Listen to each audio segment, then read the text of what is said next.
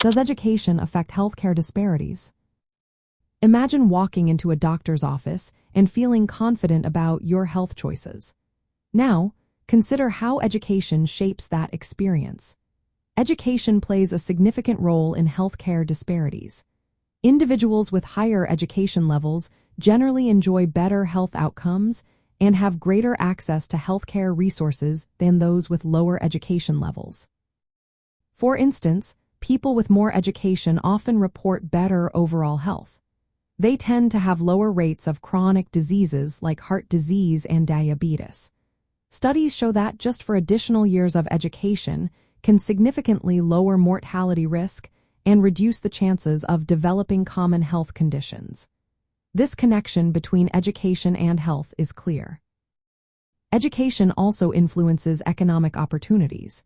Those with lower educational attainment often struggle to find well-paying jobs. This limits their ability to afford nutritious food, safe housing, and quality health care. Economic conditions are a key factor linking education to health disparities.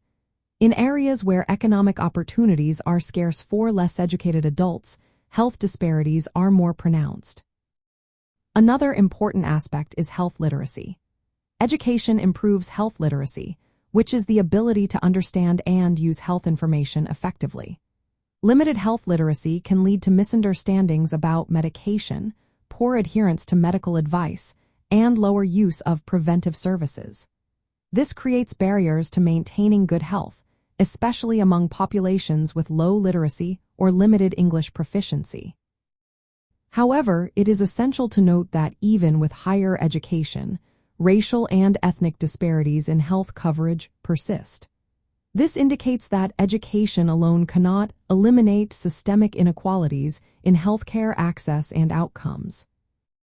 From a socialist perspective, these facts highlight how healthcare disparities are rooted in broader social and economic inequalities perpetuated by capitalist structures. Education is important, but it is often tied to unequal economic opportunities and social conditions that capitalism maintains. Advocates for socialism argue for a healthcare system and educational system that are universally accessible, regardless of economic status.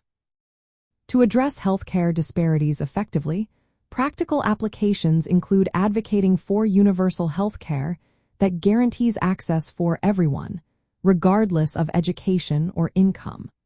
Public investment in education should be free and equitable, ensuring all individuals have the same opportunities to gain health literacy and economic stability.